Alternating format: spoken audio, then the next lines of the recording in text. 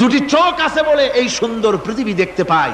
চোখ দুটি না থাকলে পৃথিবী অন্ধকার, মা দেখতে পাবো না, কোরআন দেখতে পাবো না, পৃথিবী দেখতে পাবো না, বাপ দেখতে পাবো না, সন্তান দেখতে পাবো না, দুনিয়াটা মিথ্যা হয়ে যাবে, ঠিক কিনা?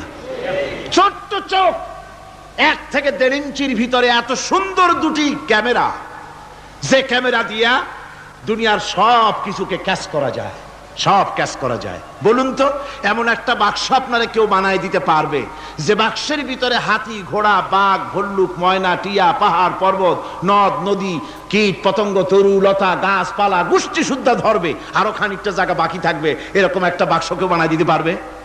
পারবে না। এমন একটা বাক্স পৃথিবীর কোন মিস্ত্রি বানাতে পারবে না।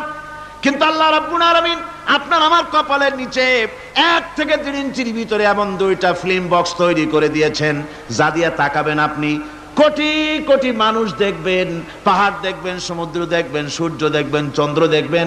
এত কিছু দেখার পরেও চোখের ভিতরে আরো খানিকটা জায়গা ফাঁকা থেকে যায়। কি বিরাট নিয়ামত এই চোখ আল্লাহ পাক আমাদেরকে দান করেছেন। এই চোখকে হেফাজতের জন্য আবার চোখের উপরে সানসেট তুলে দেওয়া আছে। সানসেট ভুরু, আল্লাহ ভুরু লাগায় দিয়েছেন, নিচে একটু হাড় জায়গায় দিয়েছেন, উপরে সানসেট, ভেতরে চোখ, যাতে করে বল এসে লাগলে পরে চোখটা গলে না যায়, আছাড় খেলে পরে চোখ